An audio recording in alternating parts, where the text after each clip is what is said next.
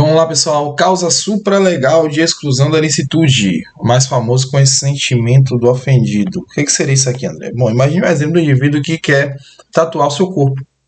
Você há de concordar comigo que o ato de tatuar o corpo de uma pessoa, ele realiza ali microlesões na pele da pessoa. Em tese, o tatuador responderia pelo crime de lesão corporal leve. Mas o que acontece? O indivíduo que está realizando a tatuagem, ele não está fazendo a tatuagem de forma coercitiva em outra pessoa. Na verdade, ele é procurado, pois ele tem um estúdio de tatuagem, né? Para poder realizar o seu trabalho. Então, aquele indivíduo que vai lá em busca do serviço, em busca de ter o seu corpo tatuado, ele consente que o tatuador realize a tatuagem. Então, nesse caso, por conta desse consentimento, esse consentimento, como você vai ver, ele precisa ser originado de uma pessoa capaz, tem que ter uma validade esse consentimento, esse consentimento ele precisa ser antecedente ou simultâneo, tá certo? Essa autorização de permitir que seu corpo seja tatuado faz com que o tatuador não responda por crime algum. Esse caso seria o caso do consentimento do ofendido, que é uma causa supralegal, ou seja, que não está lá no artigo 23 do nosso CP, mas que é ainda assim considerado um excludente de licitude. Os requisitos que a doutrina exige para que esse consentimento do ofendido possa ser reconhecido, e a gente não responda por crime algum, seria a capacidade do ofendido, ou seja, eu preciso que aquele que está ali tendo o seu bem jurídico violado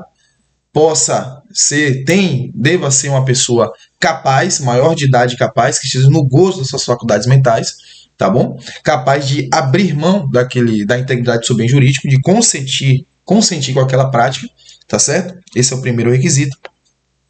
Além disso, eu preciso ter validade nesse consentimento. Como assim, André? Se eventualmente o cara chega ali bêbado, perceptivelmente o cara não tem condição de responder pelos próprios atos e pede para fazer uma tatuagem. Eventualmente eu posso ter a responsabilização desse tatuador. Porque a pessoa bêbada, ela não tem validade. O seu consentimento não tem validade. Ela não é uma pessoa ali capaz. Ainda que momentaneamente ela está fora das suas faculdades mentais. Percebe? Então, nesse caso aqui, eu não teria um consentimento válido. Então, esse consentimento ele precisa ser o quê? Válido. Ele precisa ser pleno. Ele exige que a pessoa esteja em condições normais. A disponibilidade do bem jurídico protegido pela norma, ou seja, no caso do tatuador, é a integridade física. O tapinha no sexo, o murrinho não dói. Tá fazendo sexo com a pessoa, aquela pessoa que permite, fala, vai amor, bate em mim, me dá um tapa, me dá um soco, puxa meu cabelo. Por que você não responde por lesão corporal? Por que você não responde por crime algum? Porque aquela conduta é consentida. A pessoa que pede está consentindo. Ela está pegando o bem jurídico, a integridade física dela, é o corpo dela, tá certo? Que é disponível e está falando assim, ó, eu consinto, eu permito que você realize alguns tapinhas aí. Claro, você não pode se exceder, você não pode causar uma lesão de fato, gravíssima, grave. Mas se for uma lesãozinha leve, ficar vermelho, roxinho, não tem crime aqui. Porque consentimento do ofendido mais uma vez. Você que está ali praticando o ato sexual e bate na sua companheira levemente, você não vai cometer crime algum, tá bom? Mas tem que ser leve. O bem jurídico precisa ser disponível, a integridade física é. Tem um caso aí que foi trazido pelo professor Michel Procopio, em uma de suas aulas, do indivíduo que sentia prazer ao observar o seu algoz comendo uma parte do seu corpo. Então o cara tirava uma parte do corpo do indivíduo, comia, e aquele que teve a sua parte retirada sentia prazer naquilo. Ele acabou morrendo na situação. Nesse caso, aquele indivíduo que comeu pode se livrar da punição pelo crime de homicídio? Não. Porque a vida não é um bem disponível. A vida não é um bem disponível. A integridade física é. É por isso que não se admite consentimento do ofendido no homicídio. Não existe, por exemplo, o cara pediu para eu matar ele queria se suicidar, eu fui lá e matei. Mas ele consentiu que eu matasse ele, eu não posso responder crime nenhum. Não existe. Não existe por quê? Porque no homicídio a vida é o bem jurídico protegido pela norma, e a vida é um bem disponível. É por isso que eu não posso ter consentimento do ofendido no homicídio. Percebeu como é que acontece? O cara vai responder por homicídio.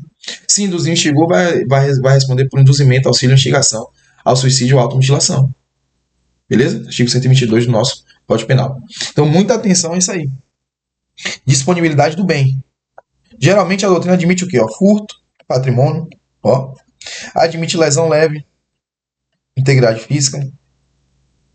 São crimes aí que podem ser excluídos, que podem ter a sua ilicitude retirada pelo consentimento do ofendido. Beleza?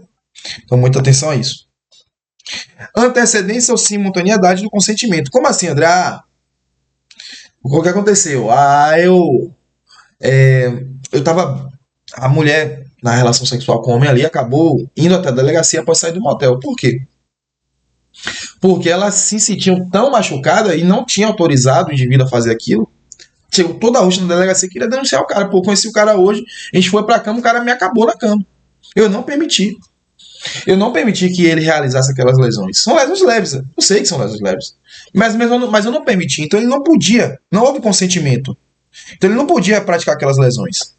Em tese aqui, o cara vai responder por lesão leve. 2 dias depois, a mulher se envolve com o cara de novo. O que ela faz? Ela vai retirar a queixa, ó, retirar a queixa entre aspas. Ela vai se retratar do que ela falou lá na delegacia. Ela vai dizer o seguinte, orientada pelo cara que é advogado, fala, ó, diz que você consentiu, que você está consentindo agora. Você não consentiu no momento, mas agora você está consentindo. Poderá haver o reconhecimento do consentimento do ofendido aqui para escolher a ilicitude da prática da conduta do agente? Não, porque você já sabe que esse consentimento ele precisa ser antecedente ou simultâneo. Como assim, André? Ela precisava consentir antes de chegar no motel e realizar a prática sexual? Ou precisava consentir ali no momento? Ó, vai, amor, bate? Na hora, surgiu ali a vontade, ela falou, vai, amor, bate? Eu quero, eu deixo. Depois que se arrependeu, depois se arrependeu de ter denunciado o cara, ela não pode dar esse consentimento. Esse consentimento tem que ser antecedente ou simultâneo, não pode ser posterior, tá bom? Não pode ser, ó, posterior.